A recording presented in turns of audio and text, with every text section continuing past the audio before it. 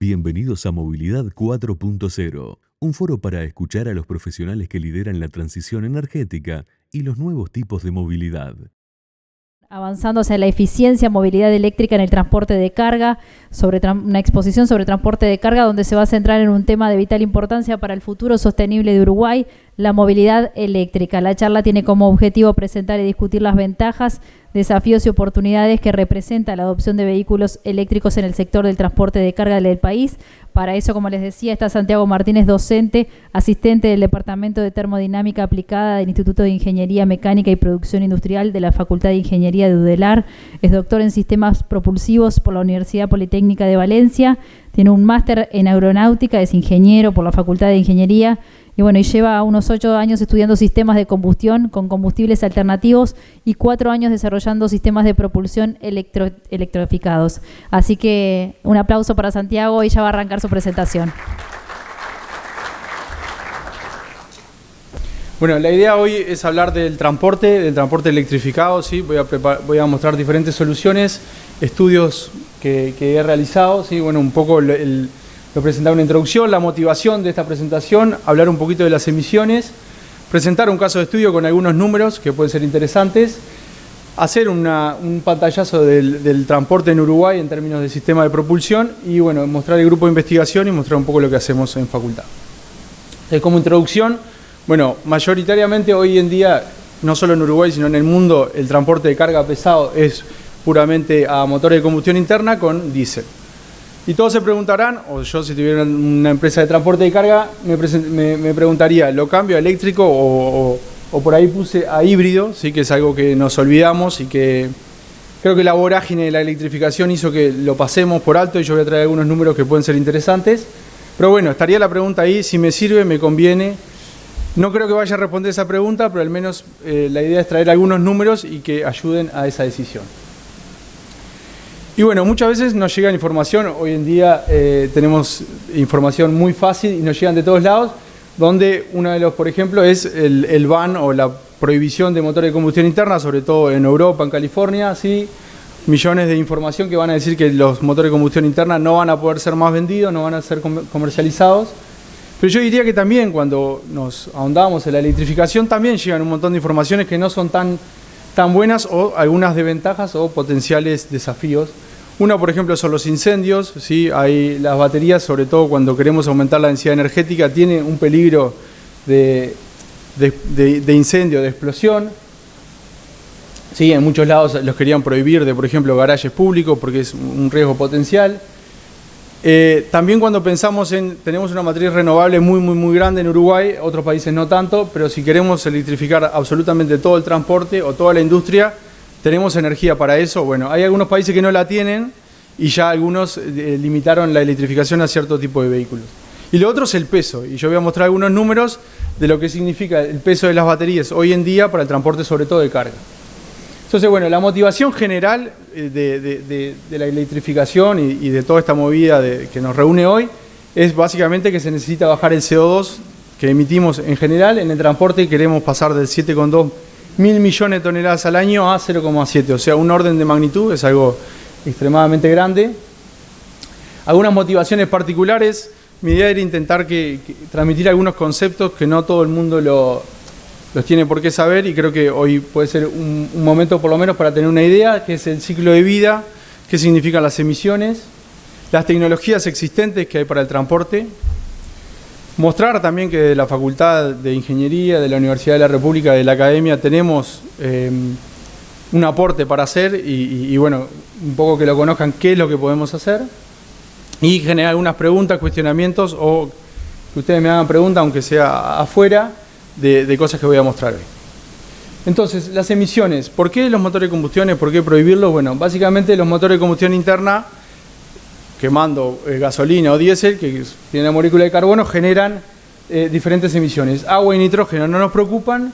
Hay emisiones que las que llamamos más particulares o locales, como los GIL, los NOx, ¿sí? Que eso, gracias a Dios, la ingeniería lo ha resuelto bastante bien con los sistemas de post-tratamiento, ¿sí? Hoy los camiones, para cumplir en Europa y acá en Uruguay también, Euro 5, Euro 6, Euro 7, por ejemplo, necesitan sistemas de post-tratamiento complejos, pero que hacen eliminar esto. Pero el CO2 es parte de la combustión completa. Cuando un motor quema perfecto, o sea, completo, emite CO2. O sea, no hay cómo mitigarlo desde un sistema que quema un combustible fósil tipo gasolina o diésel. Entonces, lo que han decidido en general los gobiernos es prohibir los motores de combustión interna, eliminar las emisiones de escape, ¿sí? Pero eso viene asociado a unas emisiones que son del uso del vehículo, ¿sí? Pero los vehículos eléctricos también tienen unas emisiones asociadas, no al uso, sí, pero sí a la producción de energía y a los materiales que usan, ¿sí? Por eso muchas veces llamamos de cero emisiones, pero en verdad es cero emisiones en su uso, no en su vida total. En verdad, hoy en día, y faltarían muchísimos años, no existe nada que sea cero emisión. Todo tiene una emisión asociada.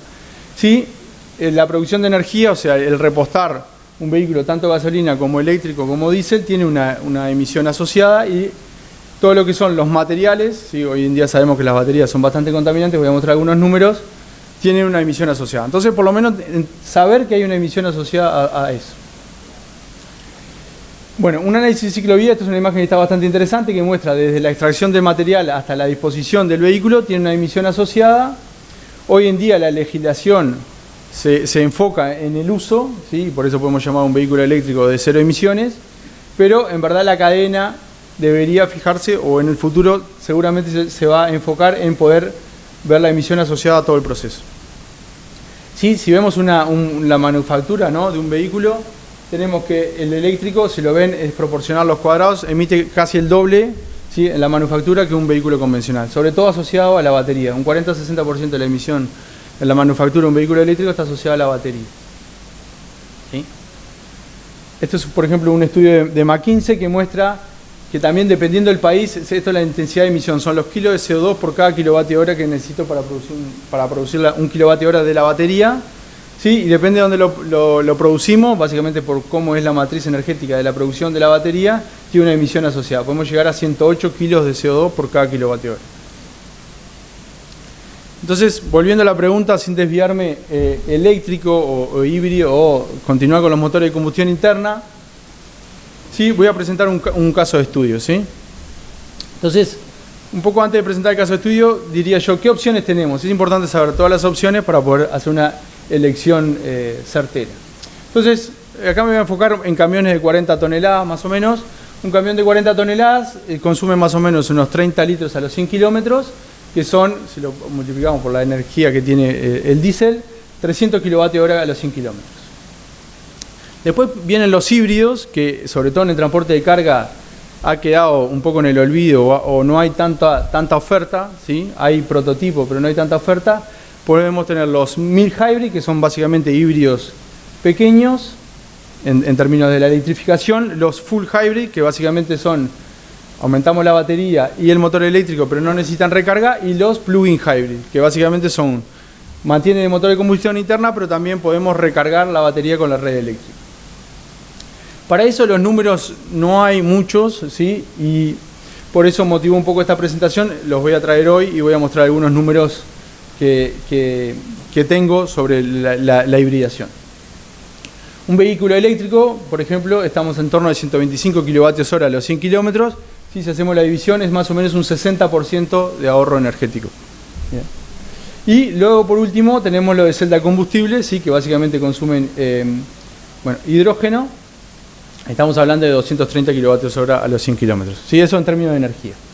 Entonces, si vemos este pantallazo, sin presentar lo de los híbridos, vemos como que el eléctrico ahí parece muy atractivo, el celda de combustible también, pero hay algo que es muy importante para el transporte de carga, es el rango eléctrico, la autonomía. Entonces, un camión diésel con 800 litros que puede llegar a tener de almacenamiento y repostaje muy rápido, puede llegar a más de 2.000 kilómetros.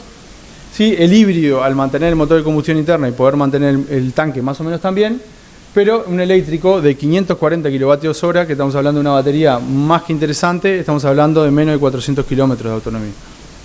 ¿Sí? Y uno de celda de combustible, ¿sí?, con 60 kilos de hidrógeno en diferentes tanques, y siempre también llevan una batería, estamos hablando de 700 kilómetros. ¿Sí? O sea, ahí la celda de combustible aparece como una alternativa, ¿sí?, sin emisiones en su uso, con un rango al menos razonable.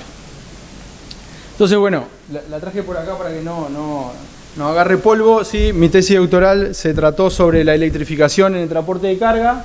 Sí, lo hice en la Universidad de Valencia y básicamente estudié diferentes opciones de electrificación para un camión. Era un Volvo FL de 280 HP y 18 toneladas. Y para eso, además de simulaciones numéricas, hicimos varios experimentos en una bancada de test de motores, ¿sí? Con diferentes combustibles. ¿Por qué vino motivado? Bueno, básicamente en 2013 apareció la Euro 6, pareció bastante solucionada con los sistemas de post-tratamiento, pero en 2019, 2020, apareció lo que llamamos el CO2 Challenge, que básicamente era reducir las emisiones, y Europa planteaba que para 2025, o sea, en un par de años, un año diría yo, se tenía que reducir 15% las emisiones de CO2 y para 2030 un 30% de emisiones de CO2. Eso es tremendamente grande porque básicamente el bajar 30% de las emisiones de CO2 significa en un motor de combustión aumentar la eficiencia un 30%. ¿Sí? Básicamente hay una proporcionalidad entre los litros que consumo y el CO2 que genero. Bueno, para eso planteamos el estudiar no solo la emisión en el escape, sino también lo que se llama el pozo al tanque, que es la emisión asociada a la energía que necesito, y a todo eso le llamamos el pozo a la rueda. Entonces, para eso se planteó diferentes alternativas. Una fue la electrificación directamente. Con eso podíamos reducir las emisiones de escape, mejorando la eficiencia global del camión. El otro era el probar combustibles sintéticos, ¿sí? Que eso mejoraría esta parte, ¿sí? Del pozo al tanque. Y la combinación, que al final enfocarías en el pozo a la rueda. Para hoy me enfoqué en los resultados de la electrificación, que sería más en el escape. Bueno, para eso, sin aburrirlos mucho, utilizamos una simulación completa del vehículo. Básicamente se virtualiza cada elemento del camión y se estudia en diferentes ciclos de conducción, ¿sí? Entonces, básicamente tenemos los componentes, tenemos al conductor, y en ese conductor básicamente quiere decir un ciclo de conducción. ¿Qué es un ciclo de conducción? Es un perfil velocidad-tiempo, sí, que lo podríamos medir con el celular, viniendo por ejemplo acá a la conferencia, que básicamente me indica cómo me muevo. Eso lo podemos integrar en el modelo del camión y tener las emisiones CO2 y el consumo de combustible. Para eso necesitamos validar, ¿sí? Un modelo numérico sin validar no tiene mucho carácter científico. Bueno, para eso lo hicimos en camiones, pero el video que tenía más interesante fue en un vehículo de pasajeros, en donde básicamente se le coloca un sistema portable de emisiones y una balanza para medir el combustible, y se hizo un recorrido, en este caso es en Valencia, Ciudad de las Artes, y donde se tiene el perfil de conducción y instante a instante se tienen las emisiones y el consumo de combustible. Y bueno, para eso nos dio una diferencia menor al 2,5% tanto en emisiones como en consumo de combustible, entonces por lo cual decimos que está validado, y además los resultados me pueden creer que tienen un cierto carácter preciso. Entonces, bueno, en términos de híbrido, bueno, voy a presentar los tres: híbrido, full hybrid y plug-in hybrid. Sí, un mild hybrid básicamente cambia lo que sería el alternador, dependiendo de la potencia, lo que sería el alternador normal, por un motor eléctrico un poquito más grande. En este caso nosotros estimamos de 30 HP, y una pequeña batería, 3 kWh, para simplemente alimentar ese motor eléctrico y hacer un balance. Y algo que es muy importante y quería destacar es que cuando hablamos de cuánto puedo reducir con una hibridación, con una electrificación, en el transporte de carga importa mucho el ciclo de conducción y la carga que tenga el camión, ¿sí? Entonces acá hay unos números para un ciclo combinado, que sería urbano y extraurbano. Estamos hablando entre un 8 y un 5%, ¿sí? Si ven, cuando aumentamos las toneladas, o sea, cuando completamos el camión, empieza a ser menos redituable comparado al convencional. Y cuando vamos a un ciclo urbano, que sería, por ejemplo, en este camión era 18 toneladas, era más un camión de reparto, ¿sí? Tiene bastante sentido, 15% descargado, 7% cargado. Cuando vamos a un full hybrid, ¿sí? La batería la aumentamos, 15 kWh, igual sigue siendo una batería relativamente pequeña contra los 540 que mostré de un eléctrico, y 70 HP de motor eléctrico, empiezan a ser valores un poco más grandes, ¿no? En urbano descargado 30%, cargado 15%, y en ruta, o sea en ciclo combinado, 22% descargado, 12% descargado. Y por último el plug-in hybrid, que básicamente aumentamos la batería y el motor eléctrico, pero además permitimos que cargue de la red eléctrica. No puedo hacer la misma comparación, ¿por qué? Porque hay algo importantísimo en los plug-in hybrid y pasó en muchos países que alentaron la adquisición de estos tipos de vehículos y que la gente no los recargaba. Entonces termina siendo igual que un full hybrid, ¿sí? Si lo ven, hasta a veces peor porque estoy cargando una batería más pesada, entonces termina siendo un poquito peor. Acá lo pongo, camión cargado totalmente, podemos llegar a 45% de reducción de consumo. Viendo este aspecto general, no vamos a llegar al 60% que llega el camión eléctrico puro, pero sí estamos hablando de reducciones de consumo y de emisiones directamente respetables, ¿sí? Y bueno, también en la tesis analicé un poco los camiones eléctricos para no dejarlos de lado y traje esta gráfica que me parece bastante interesante, donde parametrizamos, gracias a que tenemos un modelo numérico, parametrizamos en diferentes tamaños de batería, desde 50 hasta 700 kWh. Y acá presento el rango que podemos llegar, la masa, o sea, cuánto pesa la batería y cuánto me reduce la carga. Porque si yo mantengo que mi camión es 18 toneladas y le cargo 2 o 4 toneladas de batería, básicamente si mantengo el chasis y demás, sería menos carga que puedo transportar. Para eso hicimos un análisis, simplemente quiero dejar la semillita, que la batería, cuando hablamos de batería de ion litio, no son siempre las mismas. Hay de níquel, es la NMC, níquel, manganeso, cobalto, o LFP, las LiFePO. Tienen una densidad energética abismalmente diferente, entonces la NMC son menos pesadas, son más densamente energéticas, son un poco más inseguras que las LFP. Y bueno, para el transporte de carga, obviamente las que hacen sentido son más las NMC porque tienen mayor densidad energética. Y bueno, por ejemplo, Volvo, para este camión, lo entré ayer a mirar porque eso va actualizando, yo me hice mi tesis en 2022, pero hoy lo vende entre 280 y 565 kWh, o sea, la ventana amarilla es lo que ofrecen para ese camión electrificado, ¿sí? Y estamos hablando de una batería entre 1.700 y 3.400 kilos, ¿sí? Y si vemos es un rango, que no lo puse acá, pero si vemos por acá, ¿sí? El rango estamos hablando de entre 200 y 400 kilómetros de autonomía, ¿sí? El transporte de carga en Uruguay, lo voy a hacer brevemente porque realmente es un tema bastante complejo, pero yo diría que tenemos algunas ventajas para la electrificación, ¿sí? En el transporte de carga, que tenemos una matriz energética muy renovable, o por hoy se ha mostrado un 97%, o sea, la parte esa que yo mostraba del pozo al tanque, o sea, es muy baja en Uruguay, eso es muy bueno. Hay países, por ejemplo, como China o Alemania, que no, si haces los números no tiene sentido la electrificación y menos el transporte de carga, por eso se enfocan también en el hidrógeno. Tenemos distancias cortas, ¿sí? Aunque los camiones tienen que, obviamente, recorrer una cantidad aceptable, no somos un país tan grande como, por ejemplo, Brasil o Argentina, entonces, con una infraestructura más o menos decente, podríamos recargar los camiones en un tiempo o en lugares no tan complejos. Pero sí yo creo que no tenemos una cantidad de opciones tan grandes, ni tampoco lo puedo valorar yo, pero económicamente hay que hacer los números para ver si compensa. Pero bueno, hoy en día no hay tantos camiones eléctricos o híbridos en Uruguay disponibles y eso hace, bueno, que sea un poco una limitante, que haya que mejorar. Sí, entonces, bueno, hay que poner en la balanza esas diferentes condiciones. El grupo de investigación, lo hago cortito, un poco, y muchas veces es culpa de nosotros, de la academia, el no hacer llegar a las empresas o a los organismos públicos qué es lo que sabemos hacer. Desde nuestro instituto y desde nuestro grupo tenemos varias capacidades, entre ellos voy a nombrar algunas, que son la simulación de vehículos. Sí, eso se podría hacer, simulación de vehículos, por ejemplo, una flota completa, y entender y cuantificar la reducción de emisiones y el consumo energético para diferentes ciclos de conducción o ciclos que tenga una flota determinada de una empresa. También toda la parte de emisiones, ¿sí? Combustibles verdes, tanto celda de combustible como motores de combustión, ¿sí? De hidrógeno que se pierden un poquito ahí. Las baterías, ¿sí? Ahora voy a mostrar un poco una alianza que hemos hecho recientemente. Y toda la parte de simulación avanzada de componentes.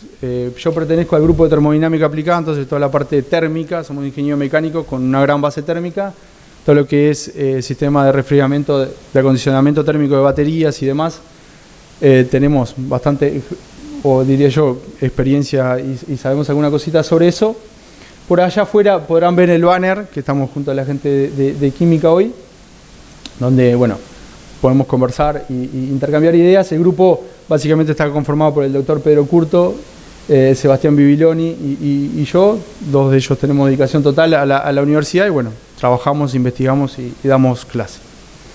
Sí, y bueno, algunas de las capacidades que tenemos, nosotros tenemos una celda para hacer ensayo de motores, ¿sí? Con diferentes combustibles. Toda la parte de simulación numérica hoy lo estamos haciendo con ABL, que es una marca austríaca, y también toda la parte de simulación CFD 1D con el ANSI Fluent. Y bueno, recientemente surgió la idea de unirnos como facultad de ingeniería, entonces hoy en día estamos trabajando con el grupo del GIE de Química, en donde está Fernando Sinola, Erika Telis y Verónica Díaz, que presentó recién. Erika va a presentar ahora en la tarde la parte de baterías. Y también con la gente de eléctrica, ¿sí? Con el Instituto de Eléctrica, con Mario Viñoli y con Juan Carriquiri, para intentar dar un poco una respuesta un poco más global y no solo centrarnos en un tema particular. Muchas gracias.